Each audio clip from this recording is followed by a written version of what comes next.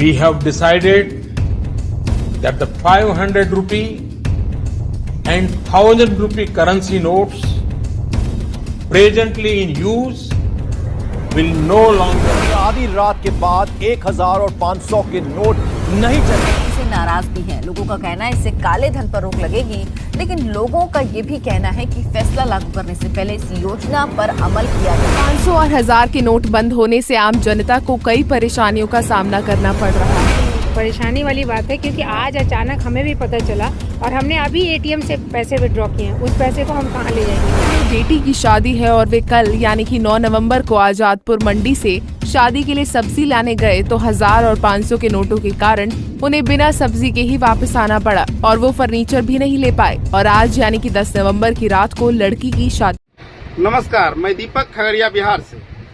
एक किताब छप के आने वाली है, वी आल्सो मेक पॉलिसी, जिसके लेखक बीजेपी के सरकार में वित्त सचिव रह चुके सुभाष चंद्र गर्ग है। अब सवाल यह है कि आखिर इस किताब की चर्चा क्यों? तो हम आपको बता दें कि इस किताब की चर्चा इसलिए क्योंकि हो सकता है कि यह किताब आते के साथ ही बैन हो जाए और इस किताब को लिखने पढ़ने वालों को अर्बन नक्सल घोषित कर दिया जाए और आप पर यूएपीए की धारा लगा के जेल में ठूस दिया जाए। इतना सुनने के बाद अब आप भी सोच रहे होंगे कि ऐसा क्या बवंडर छाप दिया है सुभाष चंद्र गर्ग ने वी आल्सो मेक पॉलिसी में।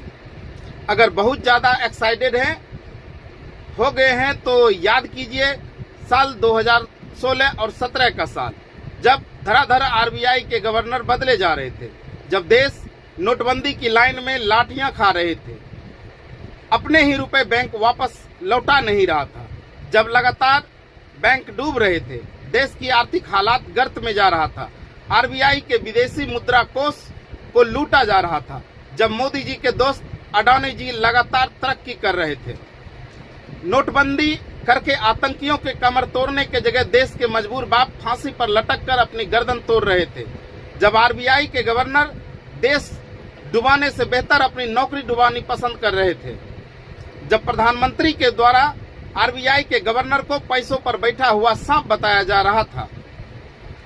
जी हाँ, बात उसी दौर की है जब नोटबंदी से लेकर आरबीआई के गवर्नर रघुराम राजन के जबरदस्ती इस्तीफा लेने और दूसरा आरबीआई गवर्नर उर्जित पटेल के स्वेच्छा से इस्तीफा देने के पीछे का सच सुभाष चंद्र गर्ग के किताब वी आल्सो मेक पॉलिसी में छप कर आ रही है।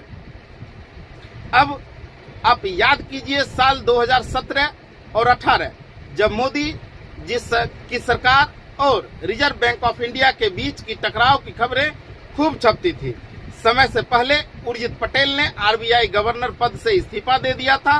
अब इस टकराव की कहानी छपकर एक किताब में दर्ज हो चुकी है, जिसके लेखक मोदी सरकार में ही वित्त सचिव रह चुके सुभाष चंद्र गर्ग जी हैं।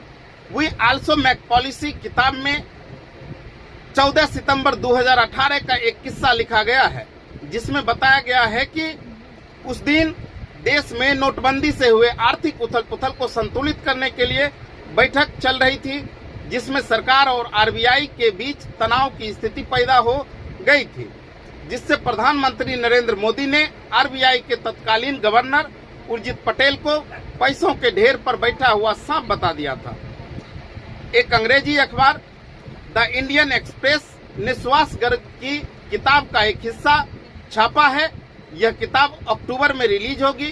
इंडियन एक्सप्रेस के अनुसार सुभाष गर्ग ने अपने किताब में बताया है कि प्रधानमंत्री ने ये बयान 2 घंटे तक उर्जित पटेल, तत्कालीन वित्त मंत्री अरुण जेटली और प्रधान सचिव निपेंद्र मिश्रा सहित दूसरे अधिकारियों की बातों को सुनने और प्रेजेंटेशन देखने के बाद दिया था।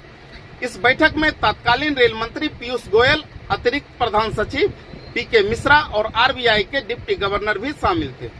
सुभाष गर्ग ने किताब में आगे लिखते हैं कि उर्जित पटेल ने कुछ सुझाव दिए थे। ये भी सुझाव सरकार के लिए नहीं बल्कि आरबीआई के लिए नहीं बल्कि सरकार के लिए थे, क्योंकि उनके हिसाब से आरबीआई पहले से कदम उठा रहा था।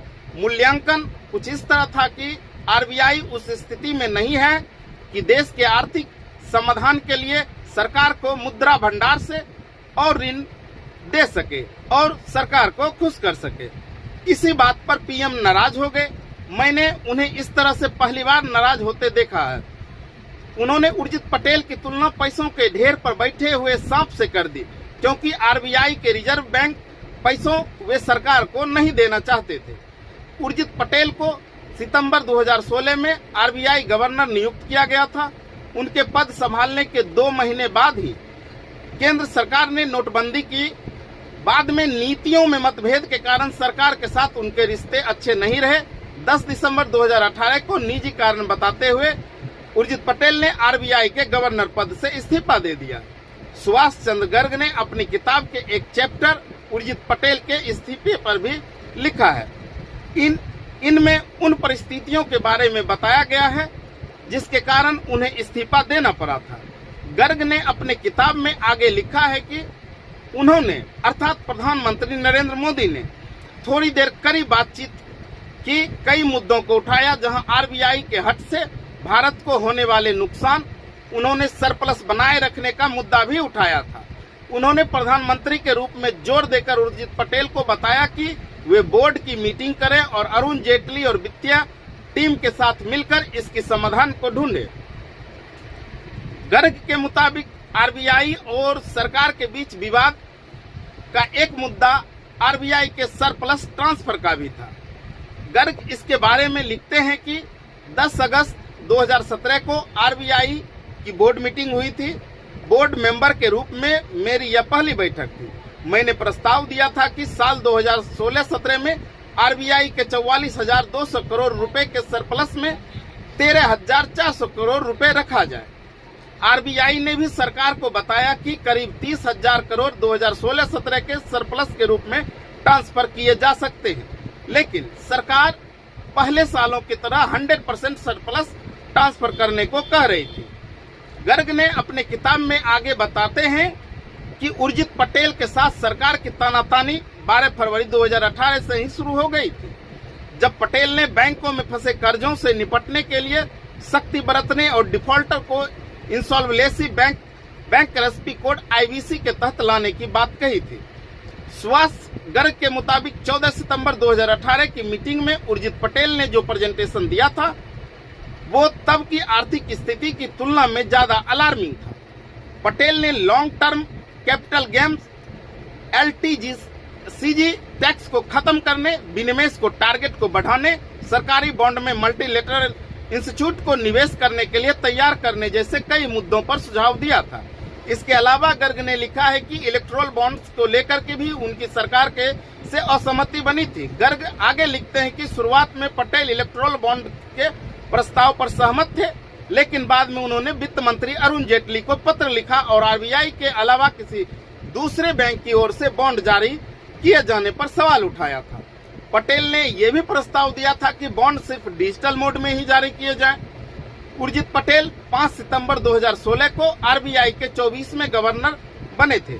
उन्होंने रघुराम राजन की जगह ली थी। मोदी सरकार ने राजन को दूसरे कार्यकाल देने से मना कर दिया। ऐसे में पटेल को चुना गया था क्योंकि वे रघुराम राजन के डिप्टी गवर्नर रह चुके थे। उन्हें सरकार की गुड बुक में जगह दिया गया था। बाद में सरकार के साथ कथित मतभेद के कारण उर्जित पटेल ने इस्तीफा ही दे दिया। हालांकि उन्होंने इस इस्तीफे में केंद्र सरकार का किसी भी तरीके से सकारात्मक या नकारात्मक रूप से जिक्र नहीं किया था। बाकी कहानी किताब रिलीज होने के बाद आपको पता चलेगी। फिलहाल इतना अंदाजा तो आपको लग ही गया होगा कि कहीं यह किताब राष्ट्रवाद के नाम पर बैन न कर दिया जाए। नोटबंदी जैसे घोर निंदनीय घटनाओं को छिपाने के लिए इस किताब को सरकार बैन कर सकती है।